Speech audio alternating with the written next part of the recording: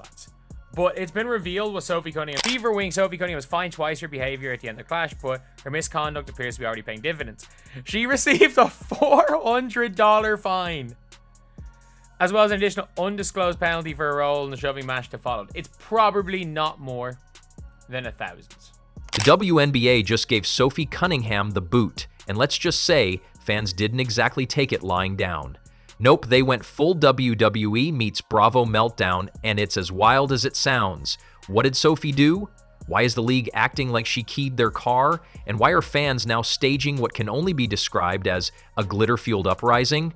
Buckle up, this drama's got more twists than a soap opera on Red Bull. Marina Marbury shoves Caitlin Clark to the ground after she's slashed in the eye by one player, rushed by another. Like, I can clearly see why some of y'all teams in the WNBA are just not successful, bro. Like, y'all don't know how to act. We just gonna call it for what it is. Y'all don't know how to act. Like, there's basketball stuff, and then there's just completely playing dirt. So the WNBA thought ejecting Sophie Cunningham would be the end of it, like tossing out the one girl at a sleepover who actually brought snacks. But oh no, they accidentally created a movement. Fans didn't cry, they didn't complain. They retaliated the best way modern outrage knows how, by buying every last piece of Sophie Cunningham merch they could find. Her jersey flew off the shelves faster than common sense at a league disciplinary meeting. Now everybody knows who Sophie Cunningham is. Everybody wants a piece of Sophie Cunningham. Her jersey is the #1 selling jersey in the WNBA. Sold out. Now, why is that significant? I'll tell you. Because her jersey surpassed the all-time woman, Caitlin Clark, the most popular woman ever in the WNBA. Caitlin Clark got her jersey surpassed by Sophie Cunningham. Why? Because Sophie Cunningham stood up for Caitlin Clark. She did all of these 1 minute, Sophie's being shown the door like she forgot to RSVP to the WNBA's click party, and the next, she's basically the Taylor Swift of women's basketball. Her shirt wasn't just selling, it was evaporating. Even resale sites were getting in on the action, with desperate fans shelling out the kind of money usually reserved for Beyoncé tickets and overpriced brunch. Sophie's name went from stat sheet footnote to revolutionary icon faster than the league could say oops. Jersey selling out, how cool is that for your... Yeah, you know, it's cool. It's funny what kind of people are attracted to. You know, I'm just trying to keep the main thing. The main thing is that's basketball, trying to win games, sticking up for my teammates. And that's all part of it. I think all that stuff it's fun and whatnot, but at the end of the day, we need to win some basketball games. Oh, you know what? I'm just going to be me. I don't go in there trying to predetermine anything. You know, I'm dialed in. I need to focus on hitting my shots, making sure I'm executing the schemes right. I'm not focused on the extracurricular activities. And you know what? During that, it was just part of the game. I think the refs had And all this for what? For the grand crime of not turning into a statue while her teammate Caitlin Clark was being hunted like it was open season on talent? Apparently, standing by your teammate is now a technical foul if it makes the league's favorite chaos agents uncomfortable, because we've entered an era where defending someone with integrity and composure is treated more harshly than a flagrant foul to the face. Wild. You know, it's wild what the WNBA trying to do to Sophie Cunningham. I love Sophie Cunningham because at the end of the day, you supposed to, how I was taught, and me growing up playing sports, we protecting each other, bro. At the end of the day, all for one, one for all. So look, you think I'm gonna keep allowing you to beat up on my teammate and my teammate playing clean ball, but you trying to poke. Y'all literally been beating this girl up, pushing her on the floor, pulling her hair, poking her in the eye. You hear me? That's dangerous. Sophie didn't throw a punch. She didn't start a riot. She merely stood up. And in the upside-down logic of WNBA officiating, that's apparently more offensive than the actual fouls being committed. You'd think she'd drop-kicked a mascot or stole a Gatorade cooler the way she was marched off the court. But no, she just made the mistake of supporting someone who's been treated like a walking target all season. The punishment? Ejection. The response? Fan pandemonium, a full-on merch-buying frenzy that screamed, "You might silence her on the court, but we're putting her name on every torso from here to Tokyo." It was the most stylish form of protest this league has seen. And let's be real, when your fans are turning activism into fashion statements, you've already lost the narrative. Cunningham didn't just become a symbol, she became a brand. A walking, talking contradiction to everything the league seems to reward. She didn't play dirty, she didn't trash talk, she didn't elbow anyone into next week. She stood tall, and somehow that was enough to get tossed. If composure was a crime, she'd be serving a life sentence. Meanwhile, players throwing elbows with the grace of a drunken giraffe, still in the game. Players giving Clark the kind of treatment that would make a WWE referee blush, not even a whistle. But Sophie, she gets benched for breathing in the wrong direction.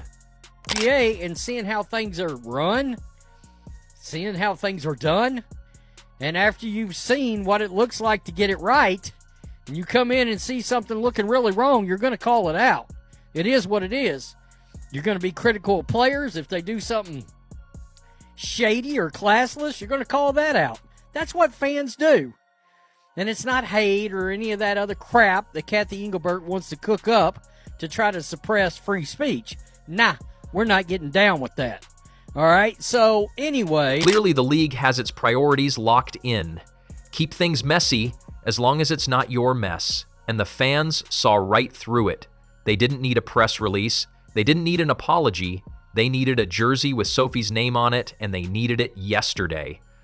It wasn't about the fabric or the logo. It was about flipping the bird to a system that punishes the wrong people. Buying her shirt wasn't just a fashion choice, it was a statement. It was a rally cry. It was retail rebellion at its finest. In fact, the WNBA may have accidentally created the most expensive protest in league history.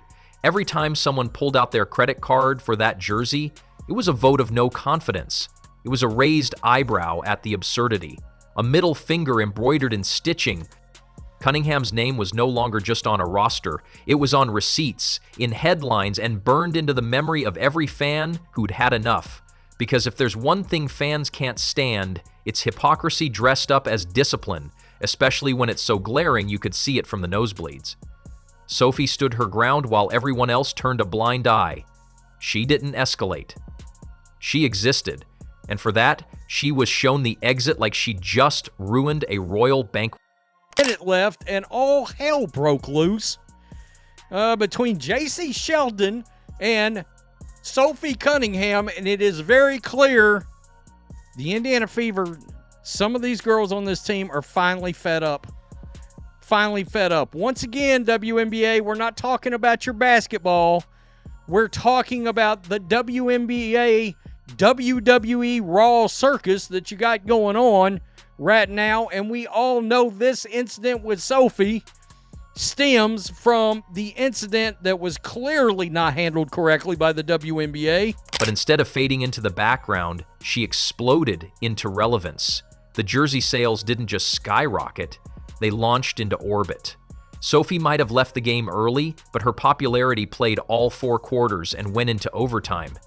She became the face of quiet resistance, of unapologetic loyalty, of, no, I'm not going to sit down while my teammate gets mauled like she owes someone money. The league's message was clear, conformity or consequences. But the fans had their own message, not today. They turned a disciplinary ruling into a marketing campaign.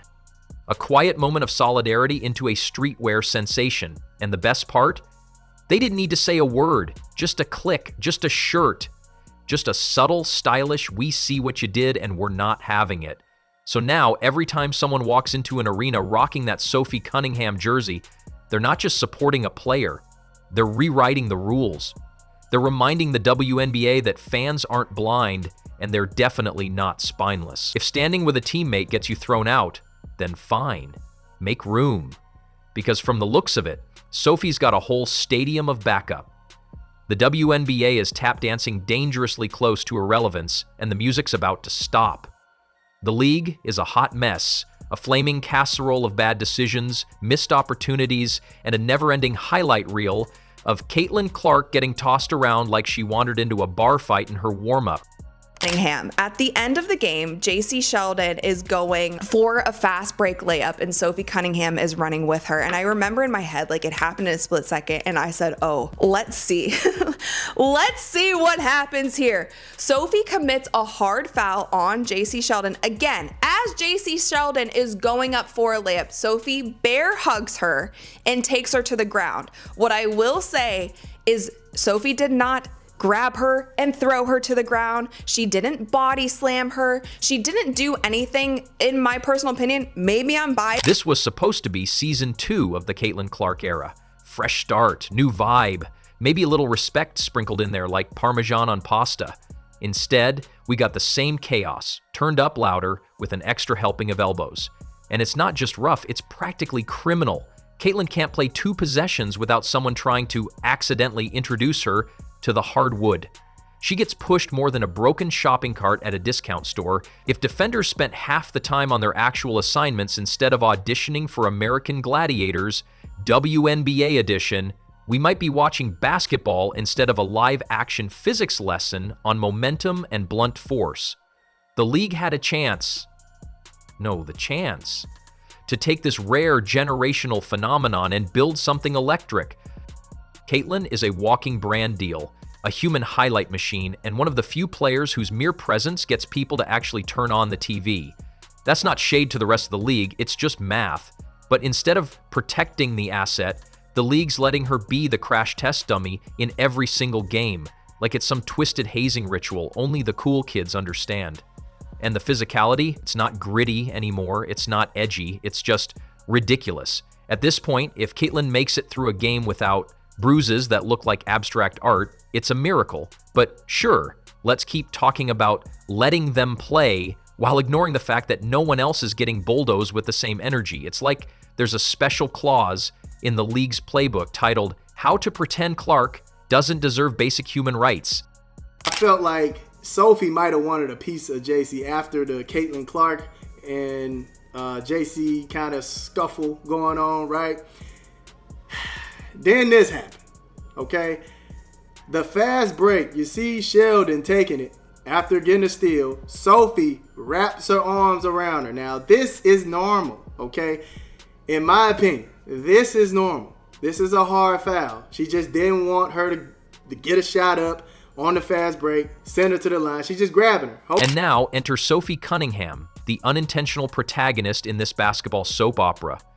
The WNBA thought they could sideline her, eject her, and send a little message. But surprise, they just launched her into fan favorite status like she was fired out of a merch cannon. And the league? Oh, they hate it. Because Sophie isn't playing the villain, she's not throwing elbows or chasing drama. She just stood there, metaphorically lit a candle for sanity, and boom, off to the locker room she went. Meanwhile, fans watched that ejection and said, absolutely not. They went full rebellion.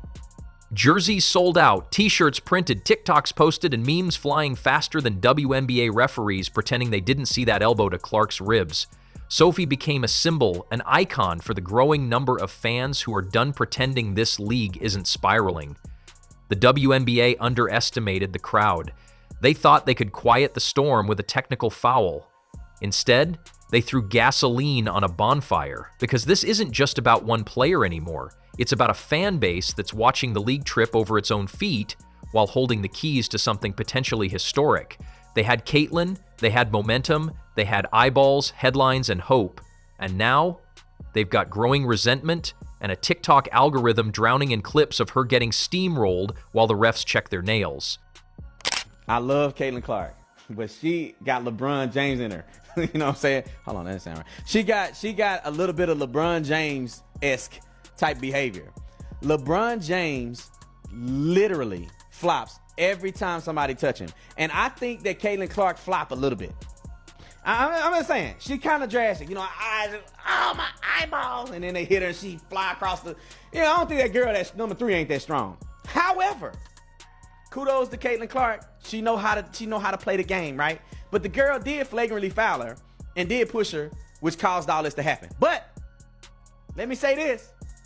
Sophie, who's my one of my favorites now. She's become one of my favorite WNBA players. I'm gonna watch her too, like I watch Caitlin. Look at what she did. And people may not say that this was in response or whatever the case may be, but I feel like Sophie is like, you want to play? It's not hard to connect the dots. The more they punish the wrong players, the louder the crowd gets. Sophie Cunningham didn't deserve to be ejected. She deserved a trophy for basic decency. But no, let's reward the chaos and punish the calm. The league keeps pushing this weird narrative where standing beside Caitlyn is somehow controversial, like loyalty is now offensive, like being an actual teammate is threatening the status quo. Well, the fans disagree loudly. The message is crystal clear. We know what you're doing, and we're not here for it. It's laughable, really. The league had every tool to become a powerhouse. Caitlin Clark brought in new fans, casual viewers, even haters just to see what she'd do next. But instead of riding that wave, the WNBA tried to play gatekeeper, like they're running a secret society instead of a professional sport. They've let the petty drama, the unchecked aggression, and the bizarre officiating overshadow what could have been a golden age. And fans, they're not dumb. They're not blind. They see the double standard, they feel the tension, and they know exactly who's being protected and who's being targeted. Caitlyn can't even smile wrong without catching an elbow, but somehow, the league is pretending everything is peachy. At this rate, she's going to need a stunt double just to survive until the playoffs. I've been watching that Sophie Cunningham thing on repeat, man. That clip where she grabbed the girl and threw her down, foul. It's a hard basketball foul, probably over the top. Of course it is, but why would it not be given the circumstances? But once she did the clinch, man, MMA fans, UFC, grappling, Muay Thai, we all know, once you seen that clinch, it was like, okay, she just ain't no regular person. She knows something. She got some skills, and I guess she has like a black belt in Taekwondo or some shit like that, which is wild. And apparently she was the kicker on a high school football team. Let's be real here. This isn't just about basketball anymore. It's about respect. It's about a league that's acting allergic to progress. It's about a league that says it wants growth, but flinches every time something actually starts to grow. Sophie Cunningham? She's just the latest example. The league tried to erase her moment and instead made her a legend. She didn't even ask for it. She just existed, did the right thing, and boom, icon status. Congratulations, WNBA. Sophie didn't become a favorite because she dropped 40 points. She became a favorite because she stood her ground while the league lost theirs.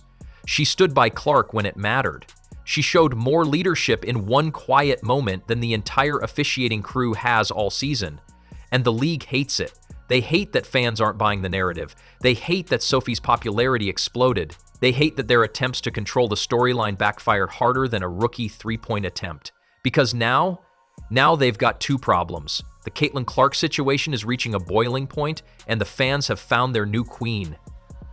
I am really trying to figure out why the entire WNBA acts like they hate Caitlin Clark. Maybe not the entire WNBA, but in tonight's game with the Indiana Fever and the Connecticut Sun, it was a dead ball and Caitlin Clark literally got shoved to the ground. This tweet really sums it up. Marina Mabrey shoved Caitlin Clark to the ground. Again, it was a dead ball. She didn't get ejected from the game. If you watched the game, it was very evident. It looked like Caitlin got hit in the eye by a different player. Play is over, and then both of these players from the Suns come over and just knock her to the ground. The WNBA is on thin ice with a blowtorch underneath. If they don't fix this, and fast, people are going to tune out. Not just because of the foul play, but because it's exhausting to watch talent get punished and mediocrity get celebrated. People didn't come to see drama, they came to see greatness. They came for basketball, not chaos with a whistle. And if the league doesn't course correct soon, it's going to lose the very audience it begged for. The same fans who gave it a shot because Caitlin Clark made them believe.